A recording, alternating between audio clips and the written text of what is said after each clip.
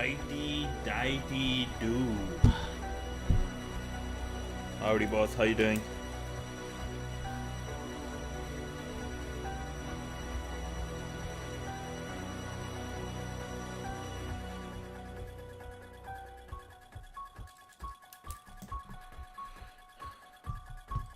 Howdy Range, my man. What's up, bro?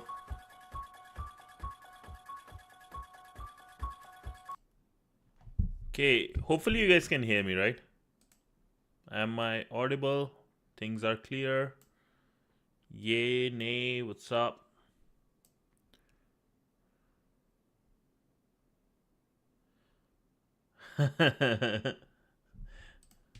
How do I know you? Bro, it's simple. Like, you use the same, like, icon, right? Every time. You use the same icon. The Skippy. The Clippy. Pretty simple.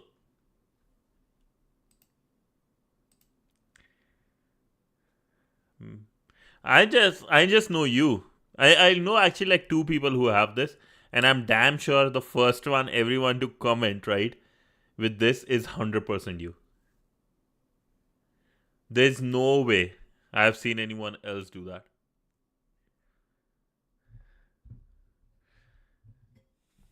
Put my face next time. That would be fun. Put my face. Put my face. Next time on your DP, just put my face. You remember the Xavier guy? You know the Xavier guy? You know, he's like, Xavier was here, Xavier was here. Just like do the same shit. For me, censored hacker was here. Go in every comment section. Just censored hacker was here. Fuck it. Yeah. Yep. Basically do that.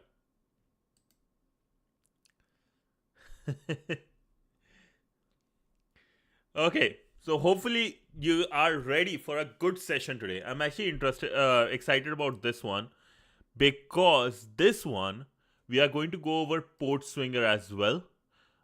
In which I look, they don't have a lot, but it's good enough to cover for a good session. Insomnia, what's up, bro? So as I was showing you guys, right? Today is actually I'm interested. I will be making notes as we go because I think this will be important. First, we'll go over TryHackMe's Web Fundamentals Introduction to Web Hacking, right? We'll continue. Hell yeah, you're the first viewer on Twitch, yes. So, we'll cover Introduction to Web Hacking on TryHackMe, right? We'll cover what is IDOR example, the interesting, how to put IDOR in a proper sense, right? What are various hashed IDs, blah, blah, blah. Then, we'll go over PortSwigger, and then we'll go over their first PortSwigger main page, right? Direct references to database object, direct references to static files. That will be the material for today. At least it will give us enough information to like feel a bit more comfortable with the IDOR vulnerability. And let me know if you have any other IDOR one which we can cover. I think I was thinking of OWASP IDOR. If they have any good stuff, but it was basically same thing as PortSwigger and trying to get that right.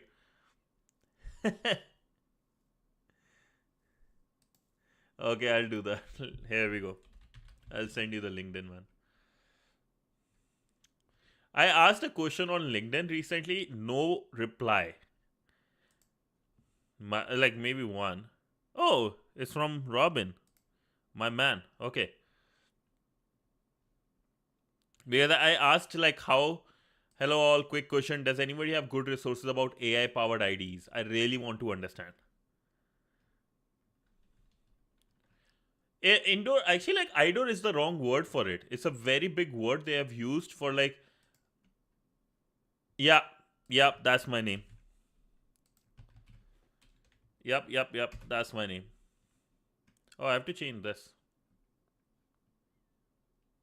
Lol.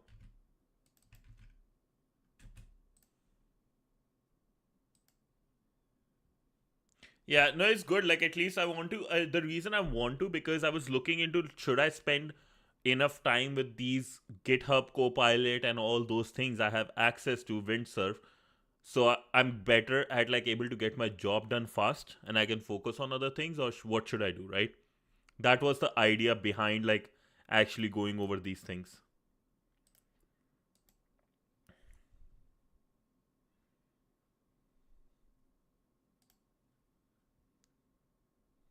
Okay, and also we are at our 5 minute mark, right?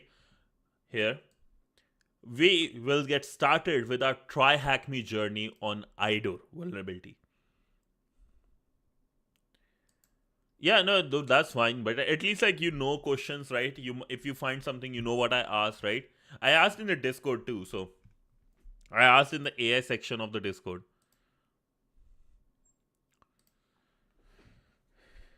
Sure, I'll share the room. Here we go. The first room is this. The second thing for PortSwigger is this, which will we cover after this. We'll take a break once we do, right? you change the freaking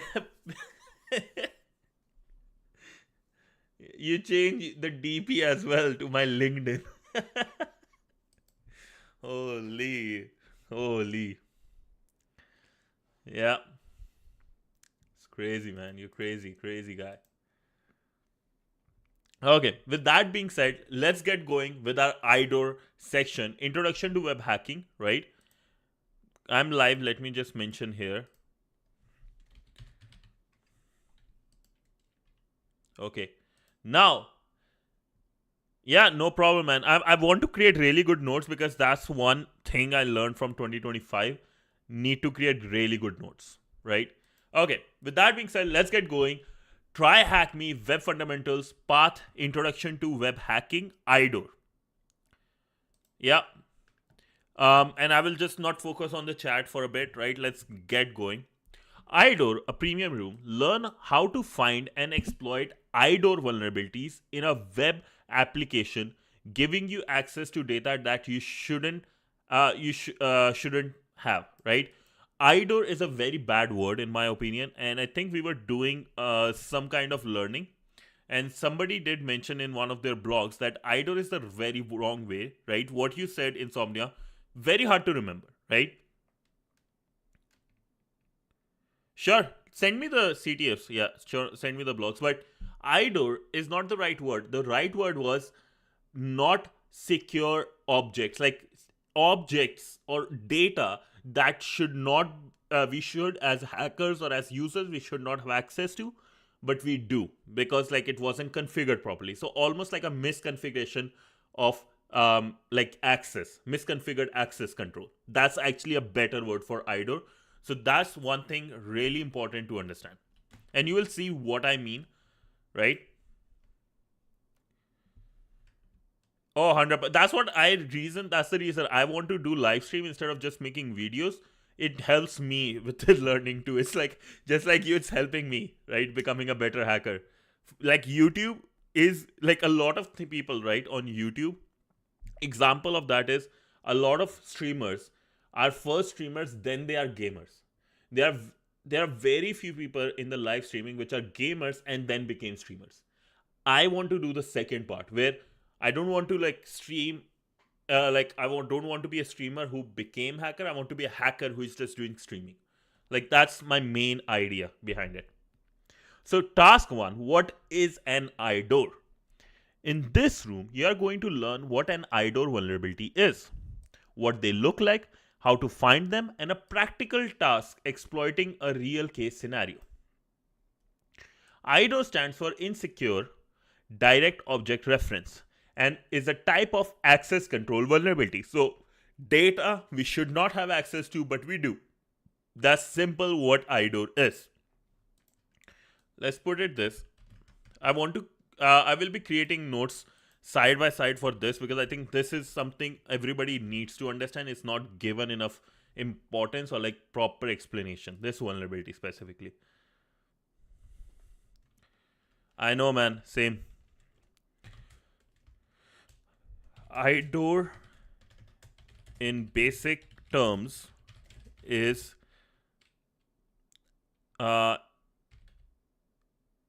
improper access control to data.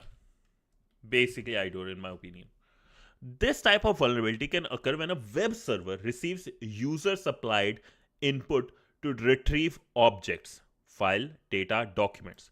Too much trust has been placed on the input data and it is not validated on the server side to confirm the requested object belongs to the user requesting it. I hate these words. This type of vulnerability can occur when a web server receives user supplied inputs. So somebody enters some kind of input, like for example, the ID, changing in the query parameters, changing the body parameter, right? To retrieve some data, anything, or SQL injection almost, right? After SQL injection, I'll say to get data, too much trust has been placed in the input data. So they are not sanitizing the, the information that is being inputted by the user and it is not validated on the server side. Again, sanitized and made sure proper checks are in place. The requested object belongs to the user requesting it. So let's say resetting the password of somebody else, all those kind of things. What does IDOR stand for? Insecure Direct Object Reference.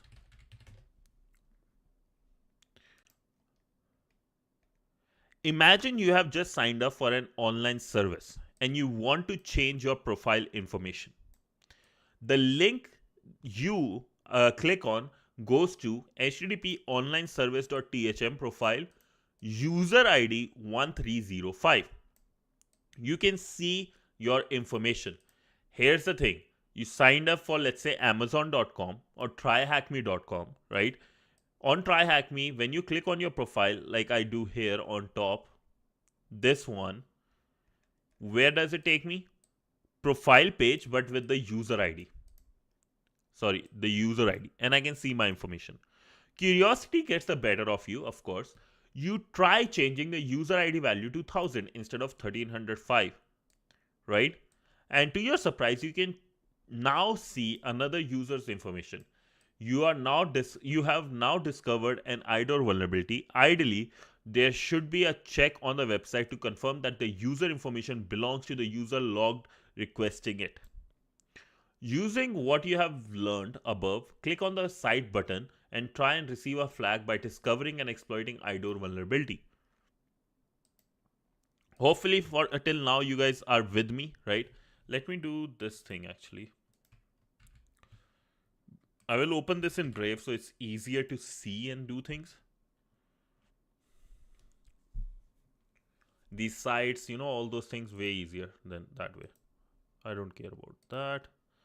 I care about is this. Check through the emails below and try and identify a URL that looks like it could potentially be vulnerable to an IDOR attack and click on it. Shipping at onlinestore.tryhackme, order shipped. This is the date. So you see, your order number is this and it has been shipped. Remember your next order, this. Here, so the order one we got, right? You can view your invoice by clicking the link below. We have our order number here in /order 1234 invoice. Then we have no reply. Join Discord, be a part of community. And Joe, just wondering if you are still playing poker this weekend. So our confirmation is this, because this is the only URL where some information is being used to retrieve a page, right? We click that, so that was correct. Now you can view your order confirmation, which contains your details. Here, this is our order, and we can confirm our details. T-shirt, jeans, that's expensive, I guess. Try changing the URL below to view order number 1000, right? So let's change here from 1234 to 1000. We did it, and we got our flag, first flag here. THM IDOR found, right? Let's close this and move to the next.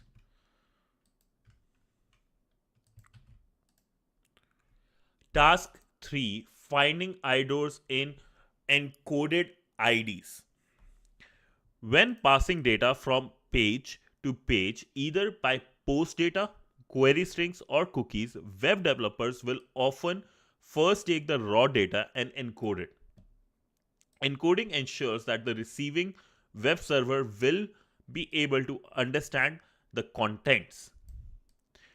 One second.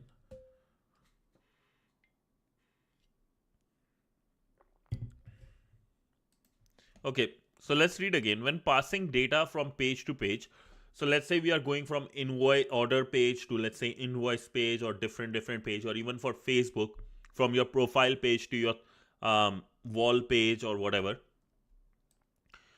So the data that is being passed on is by post data, like you through post request, the body. Query strings, when you see the question mark here, and then let's say invoice was this, or like data something equals 1 2 3 4. Cookies, which is a very popular way. Web developers will often take the raw data and encode it. Remember, it will encode it in base 64 encoding, right? Encoding ensures that the receiving web server will be able to understand the contents. Encoding changes binary data into ASCII string, commonly using this. Characters for padding. So encoding changes binary data into ASCII strings. The most common encoding technique is for web is base 64 encoding, and usually be pretty easy to spot because it ends with like almost equal signs a lot of times. You can use websites like base 64 encode decode, right? Or you can use CyberChef to decode the string, then edit the data and encode it again. So for example, we are on CyberChef, right? Here is let's say the data they were sending was user ID 1234. If this was the data they were sending, this is what we got. In the website, what we saw was this.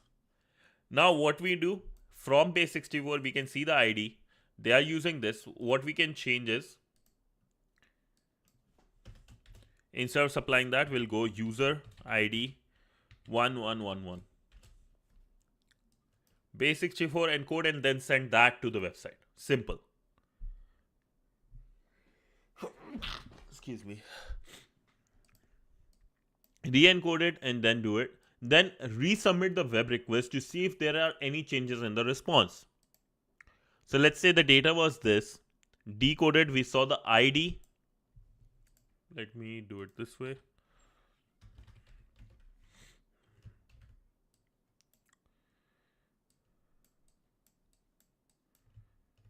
So we have this, right?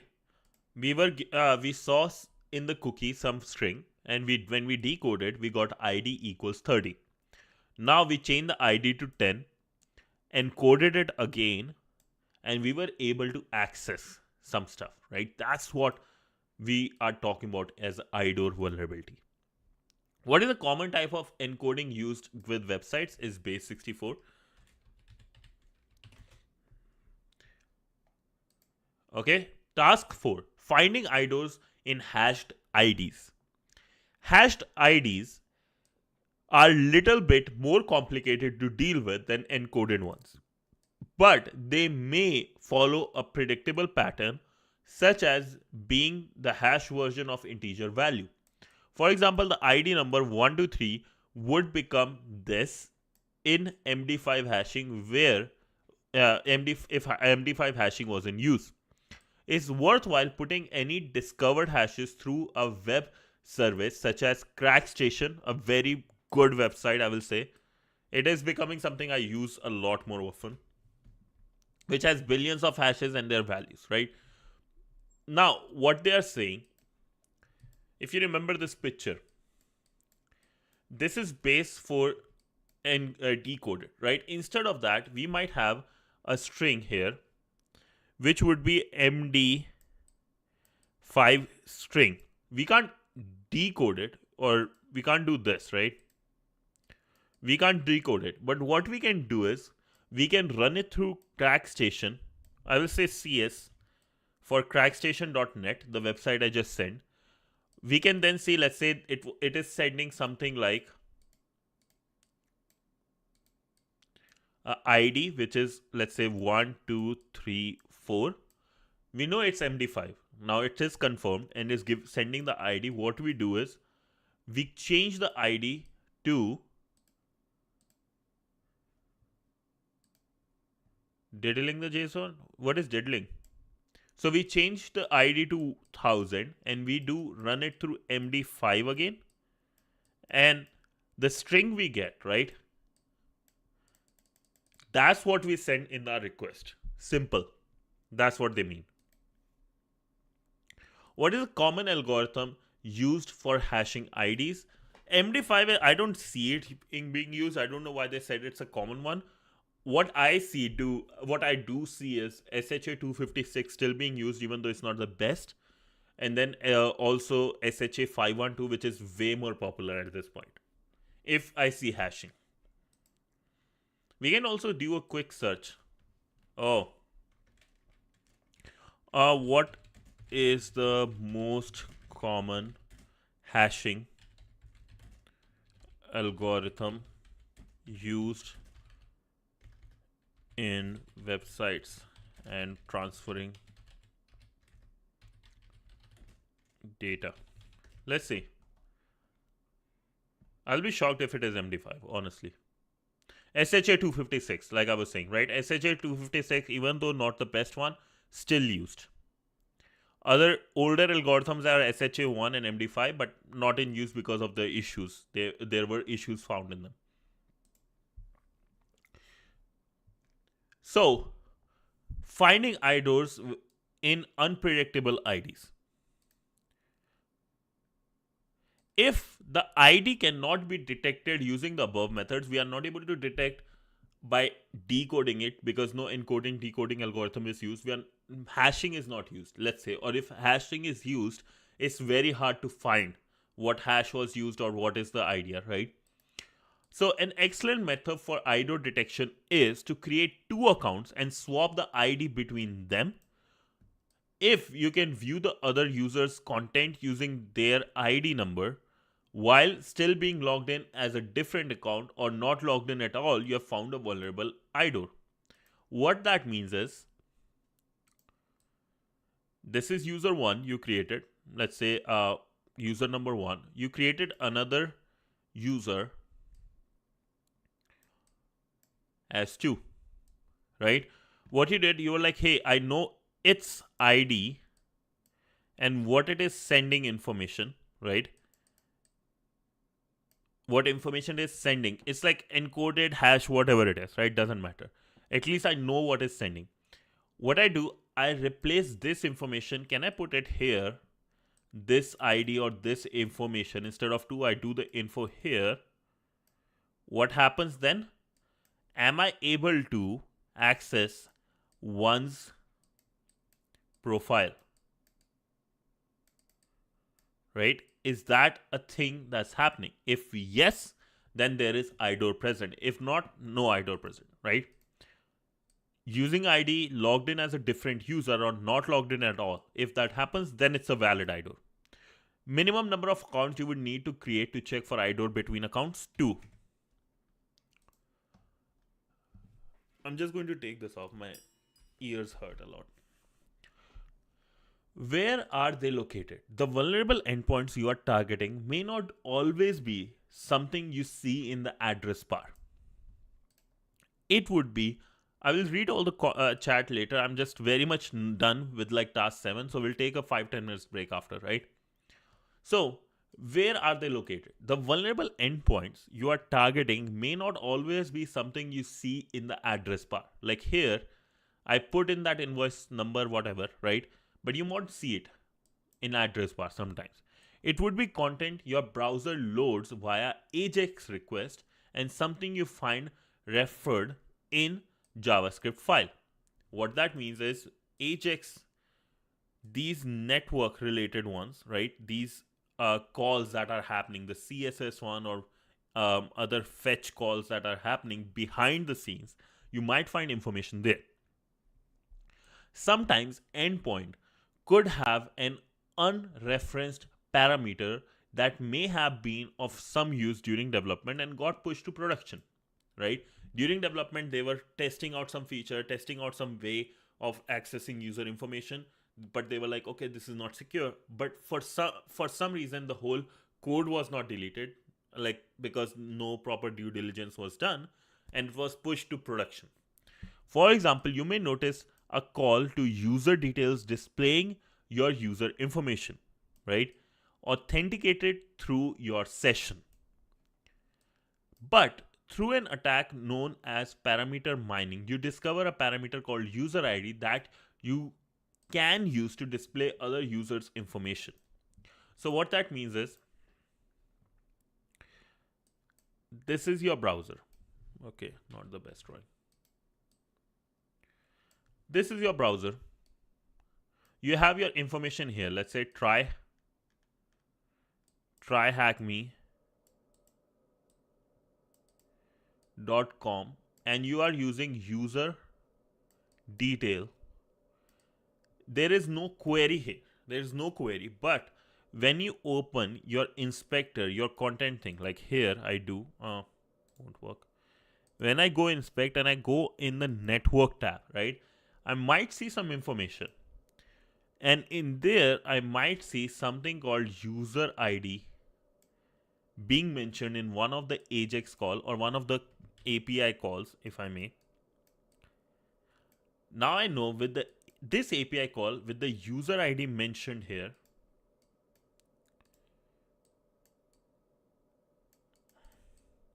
user ID mentioned is being used in the API and it's returning the data, right, to me, and that's being displayed on the browser.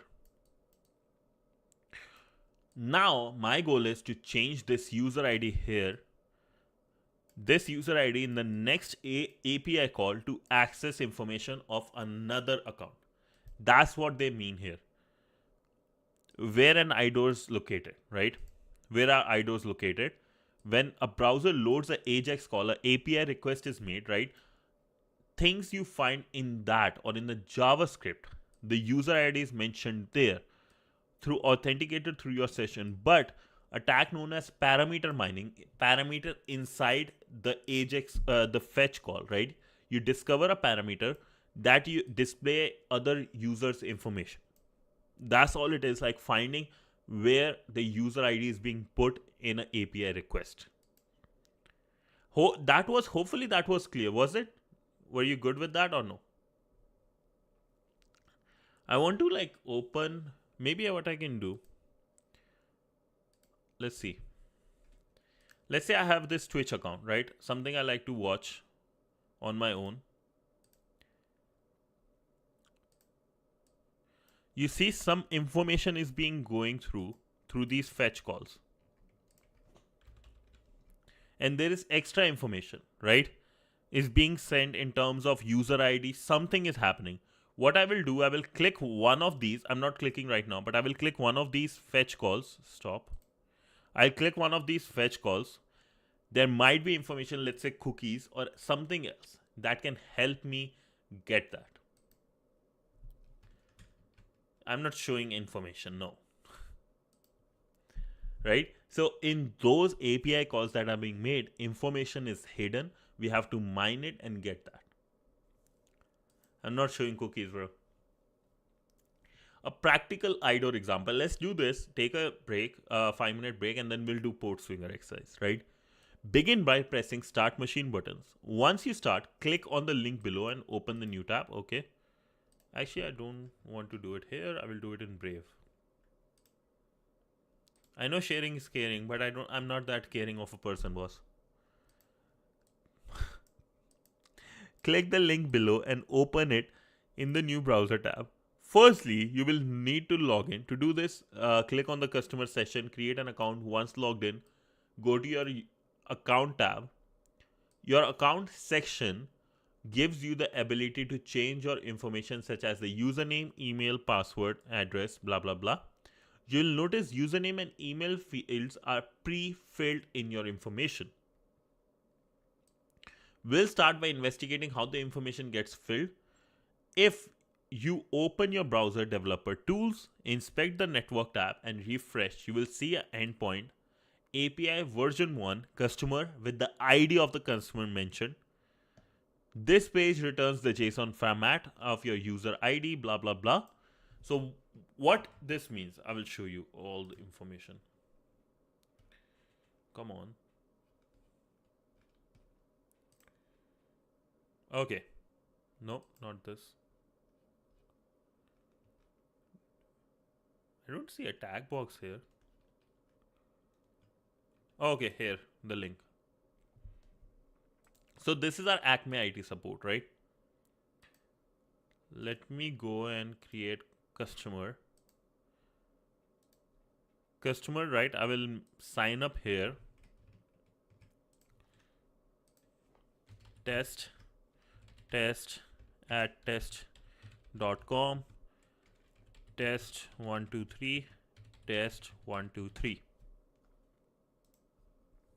Now, I'll go in the inspect, go in the network tab, refresh it. I'll go on all. There are stuff here, right? Information here. I want to go and fetch. I will go to your account one, and you see something here. Customer question mark ID equals 50. Let me make it bigger for you guys. Customer question mark ID equals 50. That is the request made to this server. API version 1 customer and the query string as ID 50. What I want to do is change this thing, right? I want to change this thing because this is what returning the email and username. Let's see what they want us to change it to. Try selecting users with ID 1 and 3 and then answer the question below. What is the username of ID 1 and email address of ID 2? So what we do,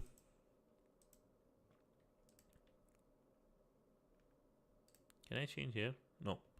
Okay, so I'm going to just copy this whole request. It's a GET request. I'm going to change the ID to 1. You see, I got Adam84 as the username.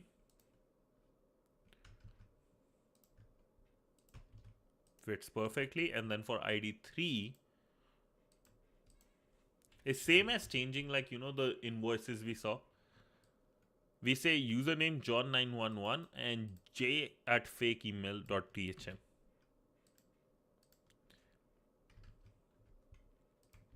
And with that being said, we completed our goal.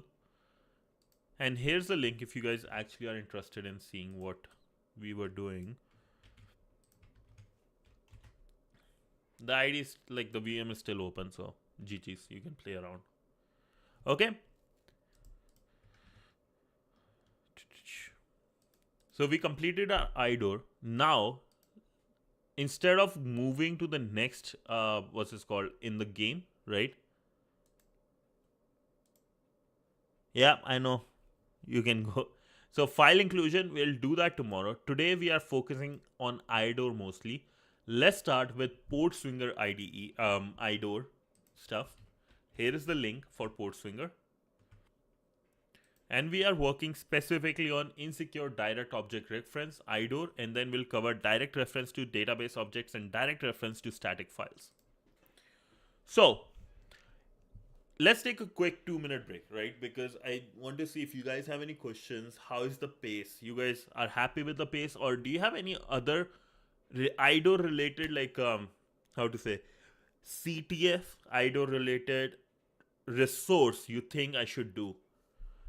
Because we are on Wednesday. On Friday, I want to do CTF. So you guys let me know which CTF you want me to focus on, and I can do that.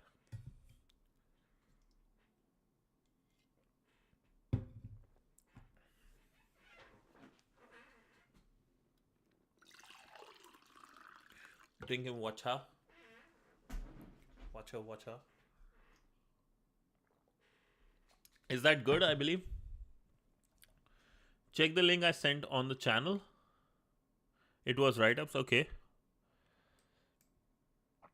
Write-ups, okay. And Caribous, okay. Let's go. I would love to. I need to get back into reading more because my reading habits are really bad. Okay, thank you, Wrench. So, with IDOR selected, we have write-ups for Okay. Okay. So there has been CTFs and they were specifically about IDOR vulnerabilities. Okay. That's actually neat. Is there related to TryHackMe or Hack the Box? Hack the Box we can't do. Kim Wolf botnet is stalking your local network. Oh wow. Cool. And it was on January 2nd, 2026. What a great start to the new year. Android boxes, Best Buy.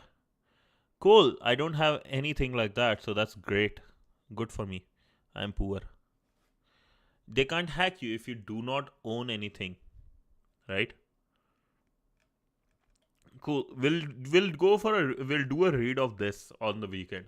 I'm down to spend 1 hour every weekend. These are all the CTFs with the IDOR, yeah. And these are just CTF competitions, right? I guess. I'm down to read anything good, man. I just need to get more habit into reading.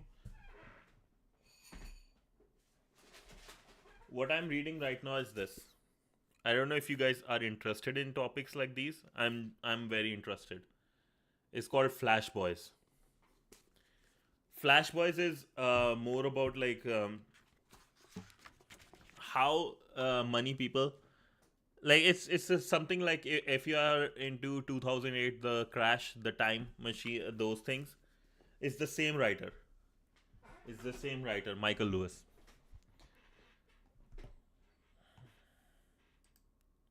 Oh, CTF competition that had IDO challenges in it. I'm down to look more into this. Flashing money, flashing money, flashing money. Like have a look at this. On this book, there has been like this hummingbird project. Interesting, like just a thriller drama, but like most importantly, how much money was spent on just making internet wire straight. Right? It's $250 million with a B. So it's some interesting things this guy writes, and his way of writing is pretty good. Okay, with that stuff, no questions. Let's get started with Web Security Academy, PortSwigger, AccessControl, and IDOR. Nice. That's good, man. Reading is important. I want to go for that more. Okay, let's go back to PortSwigger, Insecure Direct Object Reference, IDOR. In this section, we will explain what IDOR are and describe some common vulnerabilities, right? What are insecure direct object references? Insecure direct object references, IDORs, are a type of access control vulnerability that arises when an application uses user supplied input to access object directly. Marketing one is by Geo Market. Oh, okay, that's actually pretty cool. Yeah, marketing is also a great thing. You need to like read things from other genres as well. It's good to help overall development, right? So basically, that's they've put it very good, right? It's an access control vulnerability when user supplied input can access objects directly without any checks being done. Let me know if you want me to increase the font. The term IDOR was popularized by its appearance in OWASP 2007 top 10 vulnerabilities. However, it is just an example of many access control implementation mistakes that can lead to access control being circumvented. IDOR vulnerabilities are commonly associated with horizontal privilege escalation, but they can also arise in relation to vertical privilege escalation. So what that means is this is your server. Horizontal privilege escalation is going from, let's say, one user or one service or server to another, like move horizontally from one. Important thing is your level of control, right? Let's say if you were depending on what user the level you're is, like let's say if there is a developer role, your role remains same when you are going in this direction, right? You are still getting the same level of privileges, nothing more. That's horizontal. Vertical is, let's say if you started as a user, and this is the more common one we look at with the vulnerabilities. If you are a developer, let's say for example, a great example is cloud, right? You are given a developer role, but you went horizontally. So from developer, you went to admin, cloud admin, to almost owner. Owner is like the root level, right? In cloud, this guy can block anything he wants and destroy the whole company ever. So that's what horizontal is. The more privilege you get, more power. In this, you have the same power, just going from one server to another. So IDOR vulnerabilities are more commonly associated with horizontal, or it's like basic privilege escalation, horizontal or vertical privilege escalation. IDOR examples.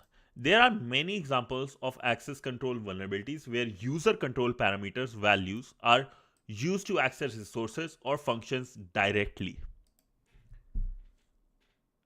Oh, hold up. Many examples of access control vulnerabilities were user control parameter. Yes, like the query string, the body string, the cookies, right? If they were using, are associated to access resource and functions directly. So if one person has cookie, right?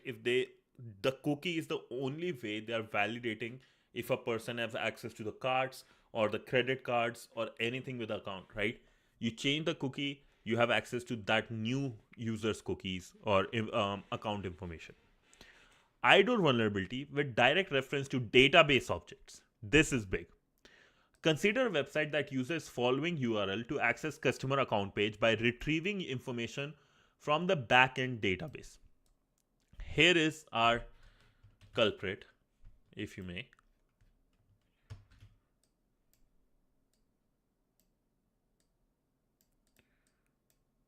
Let me make it bigger. So this is our culprit. This is the URL, but here is the information after the question mark, the query parameter. Customer number 1323. I'm not saying that much. 132 or 13, right? The customer number is 13. Now, if I change 13 to something else, because it's not validating if this is the right customer number or customer ID from this person. If this person who is requesting this customer ID should have access to this customer ID, right? They are not doing those checks. What they are saying is, hey, whatever customer ID you give me, I'm going to return back that information. Here, the customer number is used directly as a record index in queries that are performed on backend database. If no other controls are in place, an attacker can simply modify the customer number, this one, value by bypassing access control to view the records of other customers, right? So from here, it can go to 56 or 50 or whatever. This is an example of leading to horizontal privilege escalation, because in horizontal, if you remember, from one user or one customer to another customer, right? Same level of privilege, just bouncing from one user to another. An attacker might be able to perform horizontal or vertical privilege escalation by altering the user to one with additional privileges while bypassing access control. So let's say customer number 1 in this case, instead of user like 13 blah blah blah in this here, I get access to, instead of 13, I put myself as 1, and that was an admin account. Now I escalated my privilege horizontally, right? That was like more like brute forcing, finding your way through, right? Other possibilities include exploiting password leakage or modifying parameters once the attacker has landed in user's account page. For example, like IDOR vulnerabilities with direct reference to static files. So IDOR vulnerabilities often arise when sensitive resources are located in static files on server-side file system. This what we talked about with S3 buckets, we talked about with blob storage on cloud, right? There is some access control, but there is a lot of static files there, right? With Netflix, they're quarterly. Let's say if the example, let's say it was the bucket name was Netflix. Mm, I'll go like this. I'll put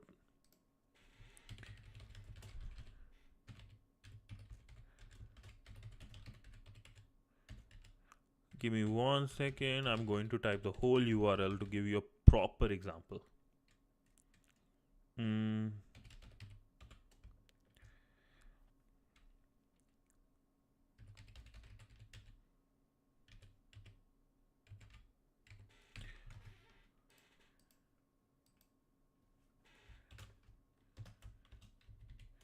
Now you probably can read what I'm typing proper. Make it nice and beautiful. Here, this is the S3 bucket which holds static files. Netflix finances S3 buckets, right? Amazon, name reports Q1 2025. What we now do is, let's say we change to Q2 2025 just before the day these are going to be released. Now we will have access to information which public don't one day before, and we can destroy the market, right? For example, a website might save chat's later transcript to disk using incremented file name. Very common. Allow users to retrieve these by visiting the URL like this. If this has all the data, like for example, your WhatsApp. In this situation, an attacker can simply modify the file name to retrieve a transcript created by another user or potentially obtain user credentials and other sensitive information. So FBI can access your chats by just keep on going to different numbers. You are cooked, basically. So now let's do the lab of insecure direct object reference. Not solved yet, it's apprentice level. This lab stores user chat logs directly on the server's file system and retrieves them using static URLs. Solve the lab by finding the password for the user Carlos and logging into their account. Okay. Beautiful part about them, they have solutions and community solutions, which is nice. I'll close this.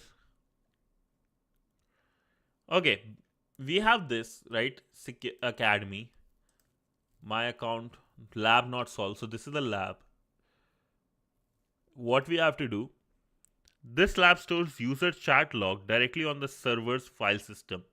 Retrieve using static URL. Solve by finding the password for user Carlos. So where are the chat logs? I have to see. Live chat, we see. Hello world, we sent. There's a chat happening, right? I'll go to view. Sorry, I don't know that one and other ones you are thinking up right now. I'll go view transcript.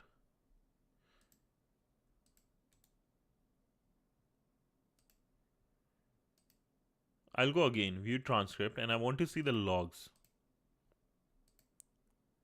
You see here,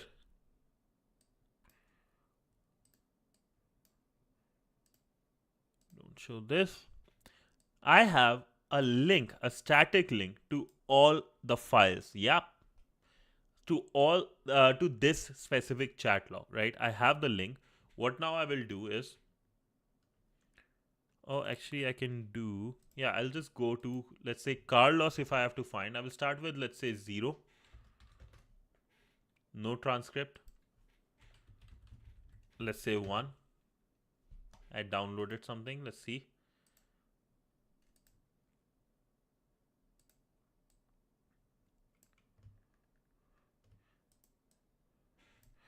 Hi, Hal. I think you have forgotten my password and need confirmation.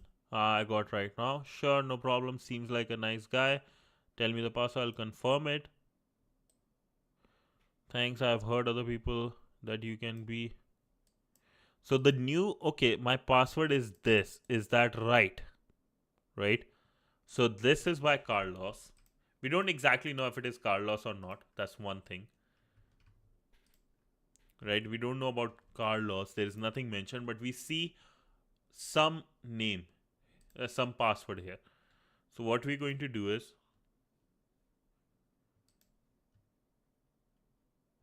where do I post it?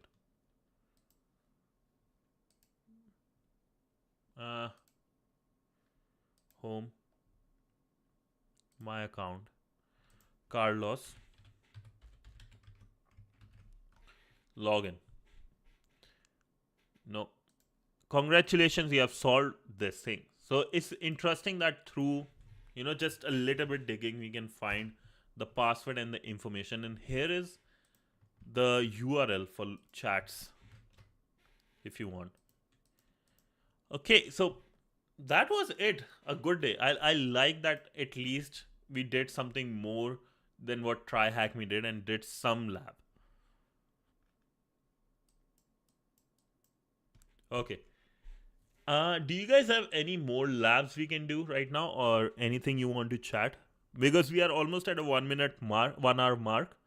But what I can say personally, IDOR is one of those vulnerabilities. Is good to get used to of it, and especially good to get your eyes comfortable with it, so that whenever you see something, your brain should automatically from the back click, oh, it's an IDOR vulnerability. I need to check this. That's my only 2 cents I can do. You hate IDOR vulnerability? Okay.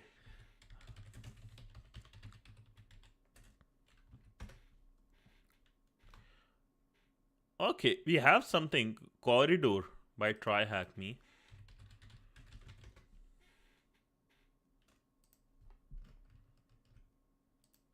Maybe we can do this on the weekend though.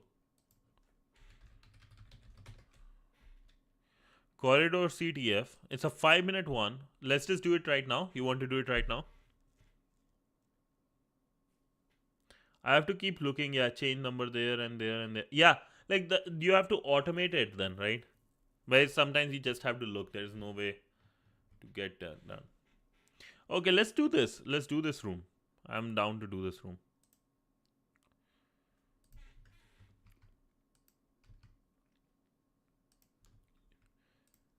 You guys want to do it today, or you guys have the appetite? Because I think like today was a very short one. I want to do it.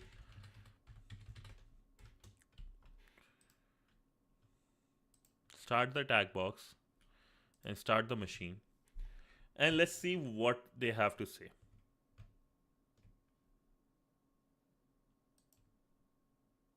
Every app has something new in it. Yeah. Yep.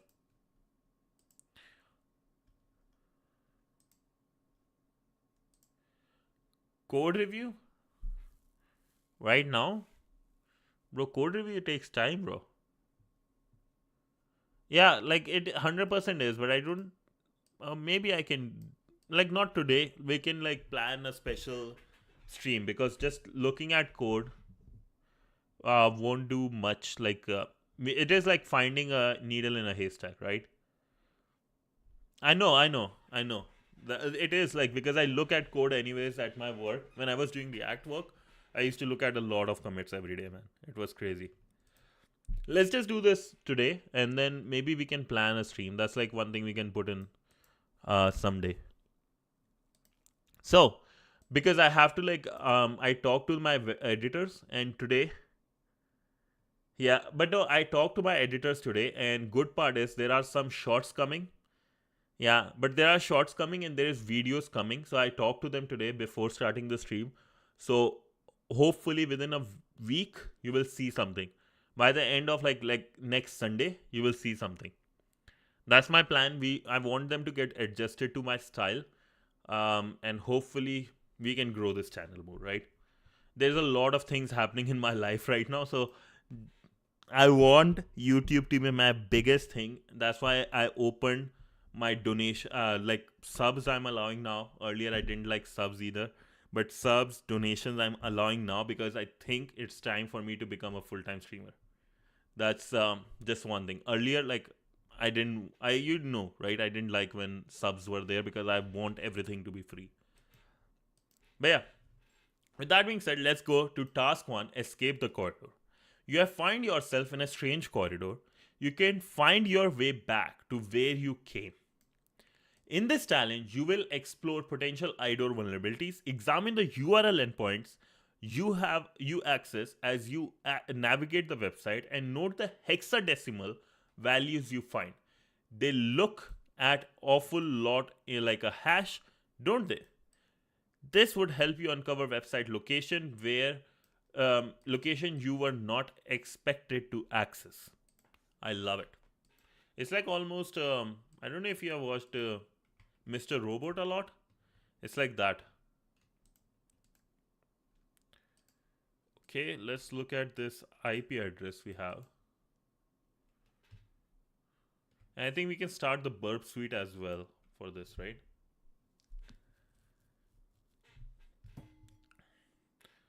You know, funny thing, on Monday my body was so tired.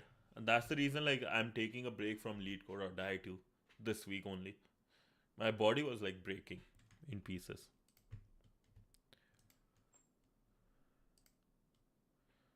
Okay. 35% off on the annual subscription. That's crazy.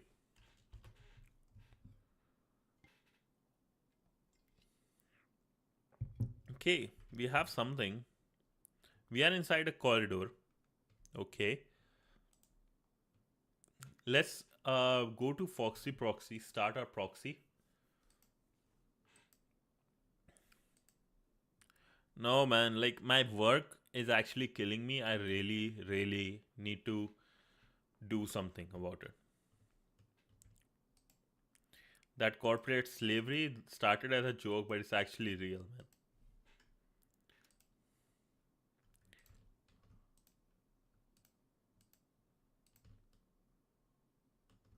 Okay, I think this is good. I'm going to increase the font and everything, don't worry. Just going to adjust things the way they should be properly first. So we have IDOR, we have this burp suite open for us. And our burp proxy is working, which is great.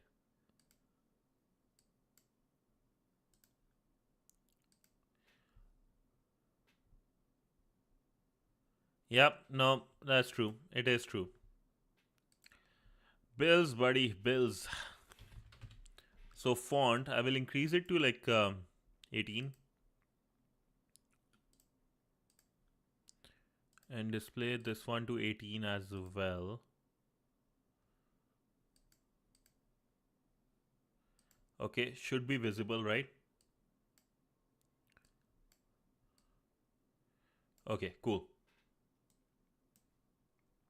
Now let's go to proxy. We see our data. One request is being made to this URL. Get to the home directory, blah, blah, blah. Okay, let's let it go.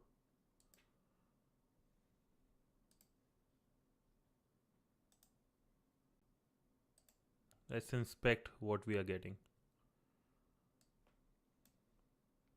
We have image corridor.png. Map target this area. There are a lot of href here.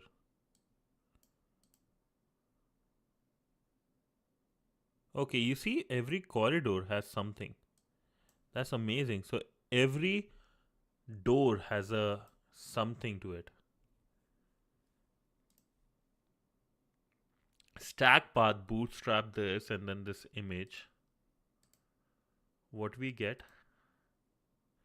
Same thing. Okay. We see a page. We just see one page.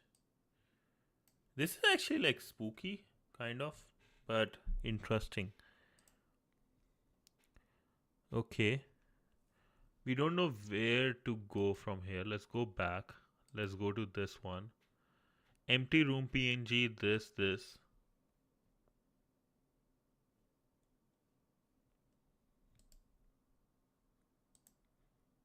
Nice.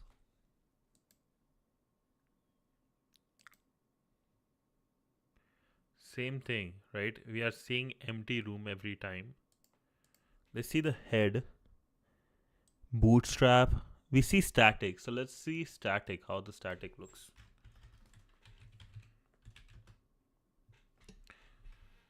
Not found. The requested URL was not found on the server. If you want, manually check the spelling or stuff. Okay. Static, let's say images. No.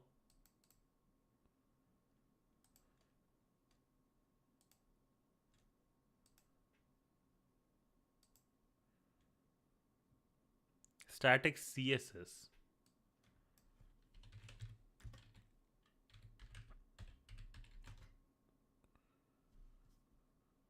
Okay.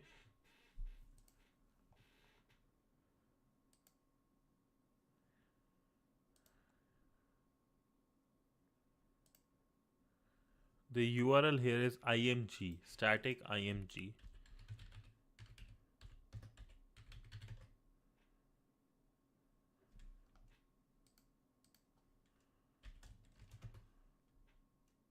No, nothing here. Okay, let's read what they said. You have found yourself in a strange corridor. Can you find your way back to where you came? In this challenge, you will have to explore IDOR vulnerabilities, examine the URL endpoints you access as you navigate the website, note the hexadecimal values. Oh, these are hexadecimal. Okay. That's a good way to like start information. Okay, let's go. If I see here, this is hexadecimal, right? If I go to CyberChef,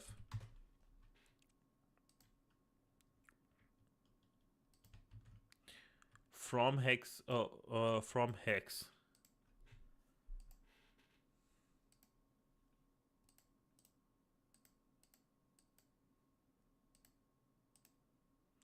Okay, I'm going to use the magic to help me find information. Let's see if it finds something.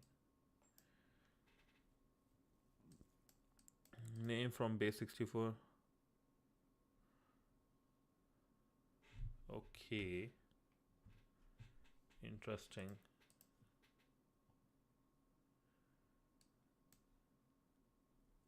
It has in like basically. Yep, always the magic.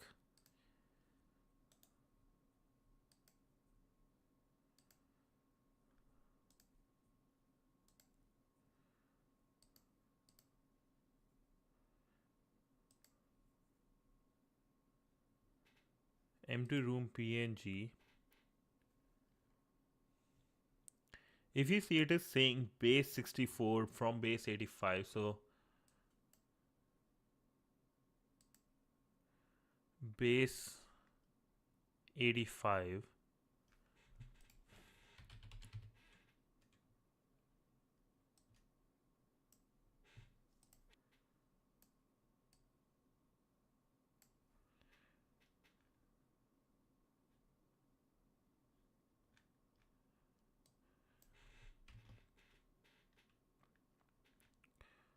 Hex.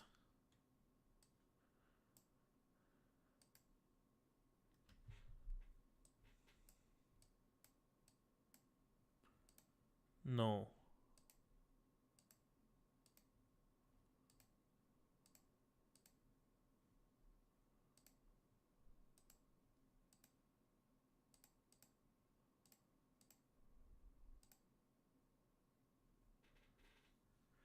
So there is clue basically in those like that keywords, right? I'll just paste it here in the chat too if you guys want. Just don't give me the hints till I ask. If I ask. Decode NetBIOS name from base 64, from 85, from Hexter.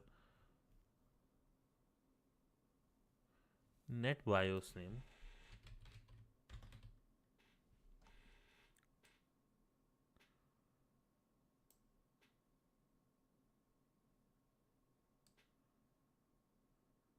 Hex 69.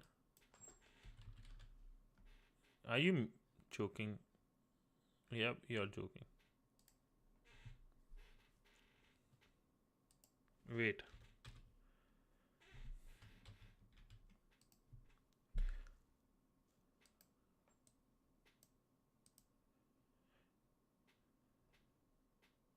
Let's put it in reverse, right? Maybe find something.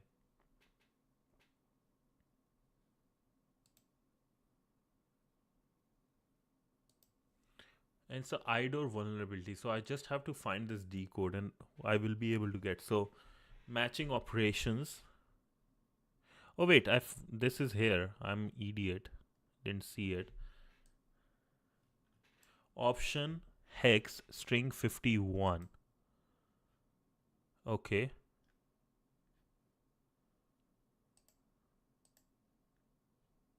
Bake. Nothing is coming? What?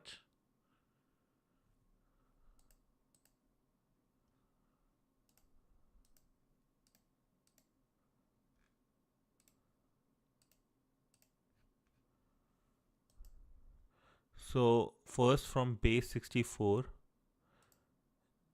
then base 85, then from hex. What about if I go?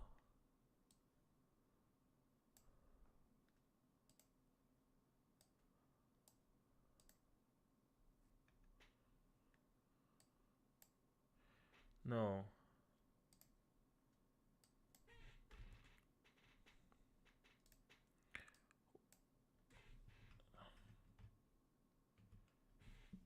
Decode, like, if I search it up, okay, I'll search it up. 1 second though.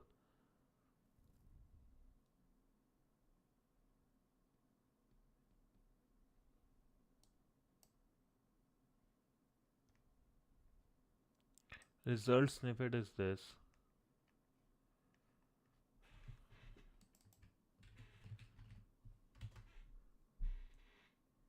MD5 hash. Oh, damn it.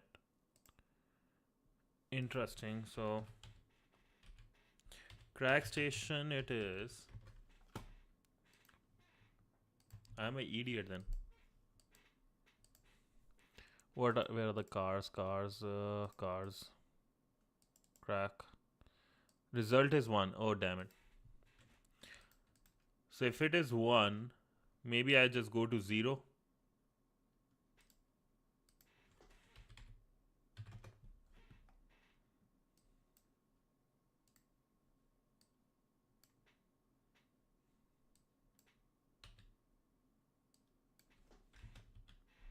One, let's say if I go to 0.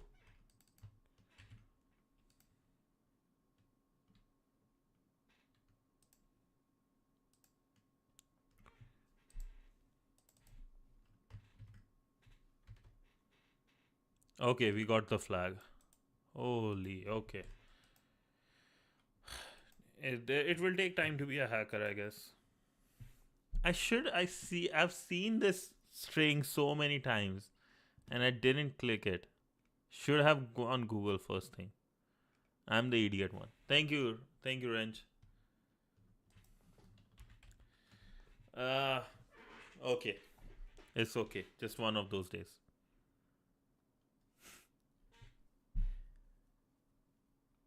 Oh boy. Okay. With that being said, I think at least we can end the session with after doing IDOR and everything. Dude, it happens, but I don't want it to happen. I don't want it to happen. Yeah.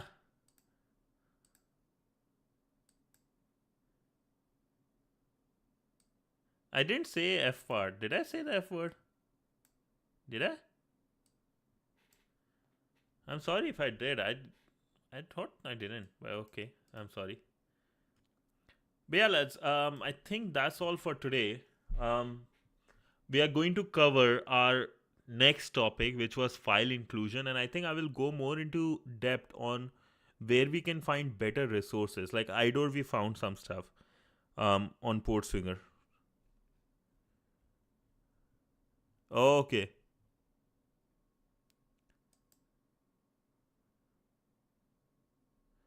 Okay, I see. But yeah, for tomorrow I was saying if this. Oh, okay. I thought something else. But yeah, lads. Thank you so much for joining today. Thank you, Insomnia and Wrench. You both were amazing with all the messages. Tomorrow we'll continue with file inclusion again using PortSwinger and TryHackMe. But what I will do, I feel there is important information. I will look what Kishore, what's up, bro?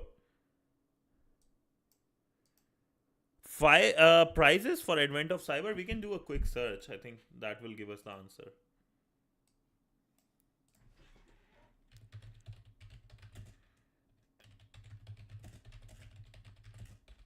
But like I will say, don't have high hopes for those because they are never.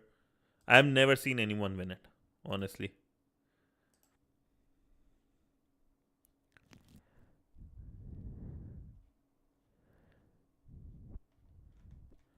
Where's the date? I think they will email. That's what they said. I remember that. But I didn't see ups for graphs event. Okay. Okay. All right. Prizes.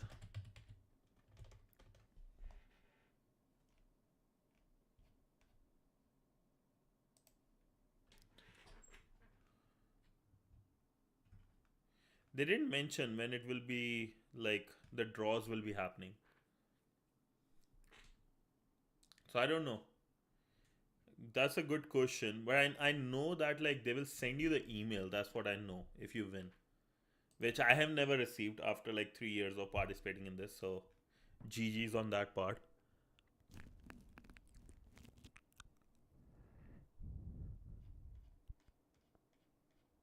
Yeah.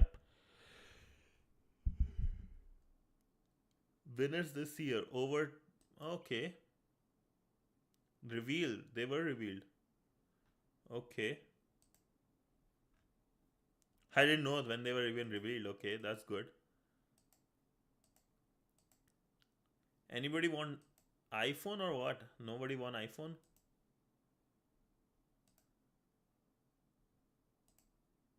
Yo, so I think the prize is done, boss.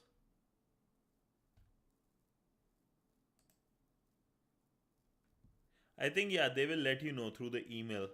You can ask in their what's it called in the Discord as well about this.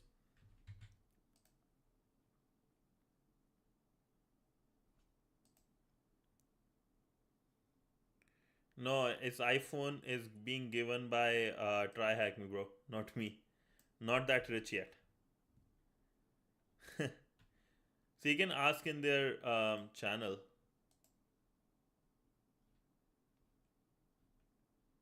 Somebody mentioned me. I don't even know when. Oh, here.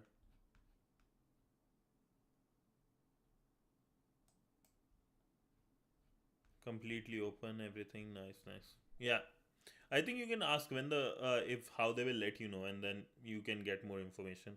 I think the way they did was through emails. That's all I know. Yeah. Alrighty. Do you guys have any more questions? If not, I'll get back to my work, my slavery. Yeah, yeah. But it's I personally I don't know if I have seen anybody win. Like I have never won.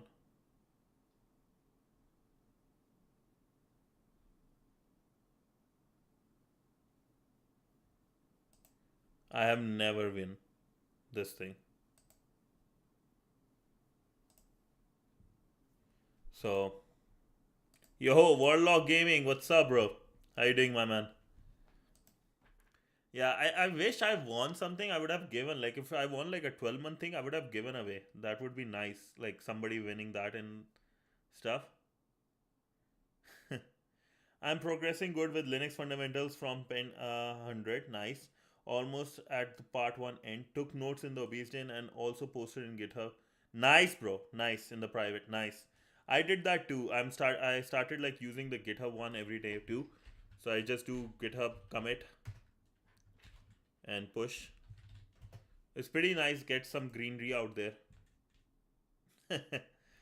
Wrench. Yeah. And also, oh, yo, interesting thing I saw in the morning. Let me share this with you guys. Wrench would be very happy seeing this. We are at 7:15:49.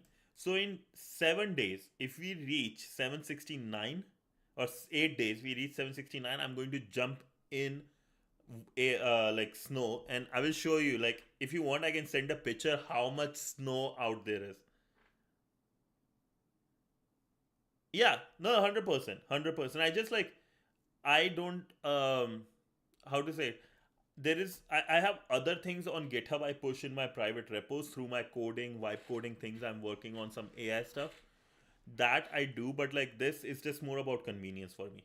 It's good, especially if you are starting to do it manually, learn, make mistakes, and do it. But I have almost been there for on Git, using Git for 2 years, and it's one of my favorite tools. So I just do it manually. At this point, I can do it manually, but for you, at least do not use anything for a year. GitHub, the more you use, the better you become, and it's a very essential tool, and it's a beautiful tool, one of the top most beautiful tool. An interesting thing about Git itself, the very first project that started using Git was Git itself. Like, have a look at that story. It's amazing. That's what I love about Git and recursion itself. And GNU itself, the word GNU is also a recursive function of itself. I love that. GNU stands for GNU, not Unix, right? So what is GNU? GNU stands for Unix. It keeps on going. There's a lot of beautiful things, small Easter eggs all over the tech, which I love. And that's how I think should be. Like, even with my website, I think that's what triggered me to build my website the way it was, with a lot of Easter eggs in here, like the hellofriend.move. There is at least 5, 6 Easter eggs all over the website. So you can find some interesting things in there. Have a look if you want to, have fun in your spare time. But yeah, with that being said, lads, I will take your leave. Tomorrow we'll do file inclusion from TryHackMe. Along with that, we'll do from PortSwigger, and I will try to find if we can do more CTFs around it, right? And as I was mentioning, right, I got editors. I had a chat with the editor.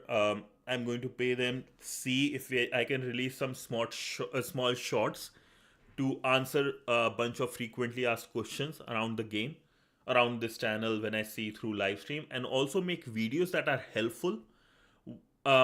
And like, it's going to be a mix. One of the videos recently, when I think I was talking to someone, I don't want to reveal the name, but it was about websites and making websites as well as GitHub, so that you can show something during your interviews.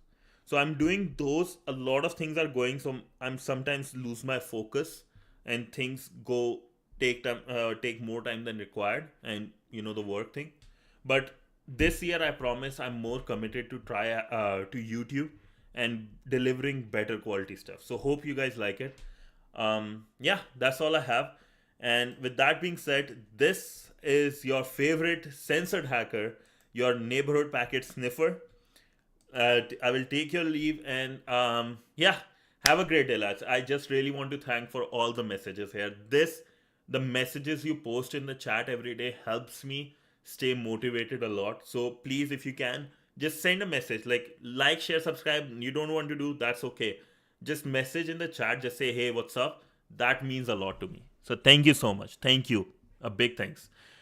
With that, good note, give your loved ones a lot of beautiful hugs and kisses. This is your favorite censored hacker signing off with a big bye. Bye, everyone. Good night, bro. Have a good one. Keep going. Let's go. We'll grind. 2026 is the year of grind. Peace out.